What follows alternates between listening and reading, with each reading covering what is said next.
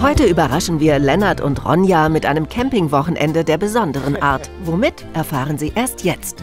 Ach was. Ach was. Okay. Das habe ich nicht kommen sehen. Tatsächlich. Ich habe sowas noch nicht mal gesehen bisher. Ein Wohnanhänger für Radfahrer. Klein, aber fein erspart er einem das umständliche Zelt. Mit 35 Kilo kein Leichtgewicht. Doch wie baut man ihn auf? Oh, guck mal, hier ist ja so eine Naht. Also ich glaube, du kannst das so. Noch erhoffen sich die beiden einen gewissen Komfort für das Wochenende. Mal gucken. Also hier sind Füße. Ganz haben sie die Konstruktion des Minicampers noch nicht verstanden. Lennart sucht im Netz nach einer Beschreibung. Vielleicht ist das auch so eng und wir müssen kuscheln. Ja, grundsätzlich kuschel ich gern mit dir. Das ist vielleicht ein bisschen viel, 3 Tage lang. Ah. Oh. Ah ja, was hast du jetzt gemacht? Ich habe es einfach ein bisschen nach hinten gezogen. Wow. War auch gar nicht abgeschlossen. Obwohl die beiden nur 2 Tage campen sollen, kommt viel Gepäck zusammen. Ronja hat wegen der kühlen Nächte vorsichtshalber einige Decken eingepackt. Aber überraschenderweise passt alles rein. Jetzt fehlt nur noch die Anbindung ans Fahrrad. Und los kann es gehen. Nun, wie ist der erste Eindruck vom Minicamper? Umständlich bisher. Ja, also es macht Spaß, es ist cool, weil es mal was anderes ist, aber es ist schon auch schlecht beschrieben und etwas klapprig. Aber ich glaube, wenn man sich auskennt, Ja. kann es cool sein. Los geht's! Okay, das Anfahren ist auf jeden Fall leichter, als ich gedacht habe. Gerade mal 3 Hersteller solcher Fahrradwohnanhänger gibt es zurzeit. Unser hier kommt aus Dänemark. Noch sind sie selten und kosten zwischen 4.000 und 7.000 €, je nach Ausstattung. Passt das da durch? Und wie ist das Radler-Fazit nach 15 Kilometern Fahrstrecke? Yes. Anstrengend. Nicht für Kölner Radwege gemacht.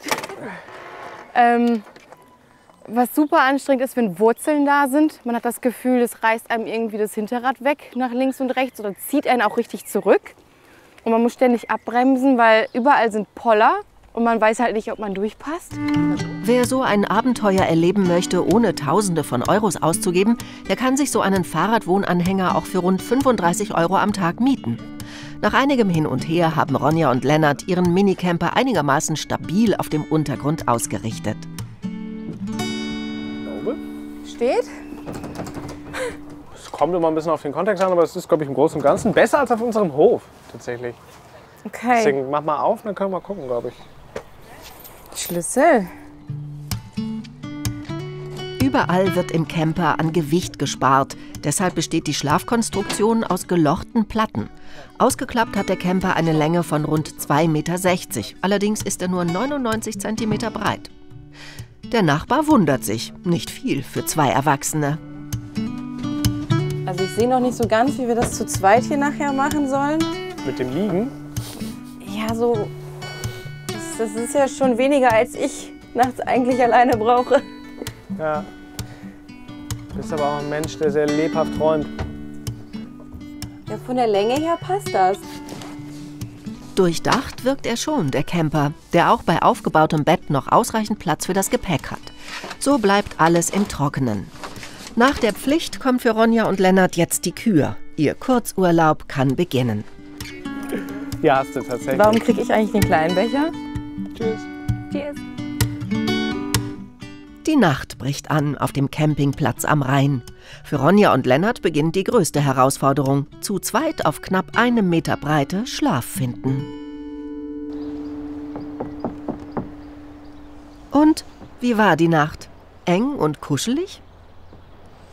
Immer wenn man sich gedreht hat oder der andere, man musste sich mitdrehen. Ja, man musste sich Also mitdrehen. man muss halt liegen wie so eine Hering in der Büchse, dann geht's, dann können sich die beiden separat voneinander bewegen, aber sobald man sich irgendwie ansatzweise auch nur so ein bisschen verwinkelt so dahin legt oder so ein bisschen Arm um den anderen hat, da muss man sich mitdrehen. Ja. Also sonst reicht der Platz einfach nicht. Also man muss Aber gemeinsam rotieren. Das hab- finde ich hat sehr harmonisch funktioniert bei uns. Na, wenn Lennart das sagt, die beiden kennen sich schon mehr als 2 Jahre, sind aber erst vor kurzem zusammengezogen. Ich glaube schon. Also es regnet jetzt noch nicht. Es sieht aber aus, als würde es gleich ein bisschen regnen. Aber Aber wir essen drin dann, oder? ja, ich will drinnen essen. Die Bretter für das Bett lassen sich mit wenigen Handgriffen zu 2 Bänken umfunktionieren und schon hat man einen trockenen Platz zum Frühstücken. Mit der Raumhöhe von rund 1,30 Meter lässt es sich richtig bequem sitzen. Also ich bin weiteres Mal positiv überrascht tatsächlich. Also man sitzt sehr hoch, man kann hier Stößchen irgendwo dran. Das ist hier auch sehr stabil, stabiler als nachts das Bett. Beim Tisch muss ein bisschen aufpassen, klar, aber es ist immer so bei Campingtischen.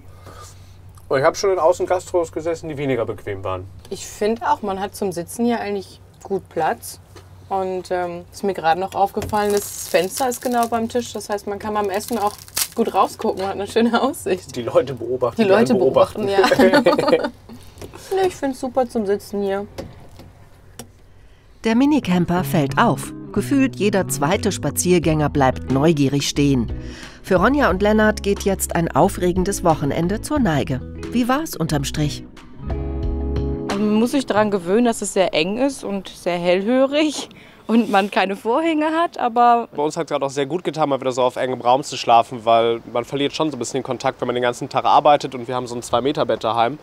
So, dann denkt man sich manchmal so, die Person wirkt so weit weg, so innerlich. Und hier ist es so, ich fühle mich dir tatsächlich wieder ein bisschen näher. Ja. Freue mich aber auch auf das große Bett. Ja, doch.